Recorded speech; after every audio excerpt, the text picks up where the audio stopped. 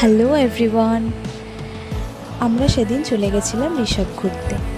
ঋষভে আমার বান্ধবীর হোমস্টে আছে, আর ও যখন জানতে পেরেছে আমি কালিম্পং এসেছি, ও বারবার করে বলছিল যাতে ওর ওখানে গিয়ে আমরা দেখা করে আসি।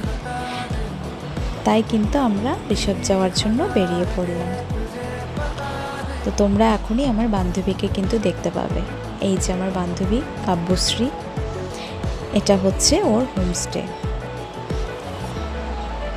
ও আমাদেরকে দেখে কিন্তু খুব খুশি, পুরো একদম চারদিকটা ঘুরিয়ে দেখাচ্ছিল।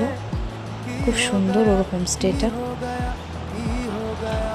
আর ছাদের থেকে এটা চারদিকের পুরো ভিউটা ভীষণ সুন্দর ভিউ। চারদিকে শুধু মেঘ আর মেঘ, ওয়েদারটাও খুব সুন্দর। সেদিন কিন্তু আমরা সারাটা দিন খুব সুন্দর গল্প করে, আড্ডা, খাওয়া দাওয়া সব কিছু একদম দারুণ করে সেদিনটা আমাদের কাটলো।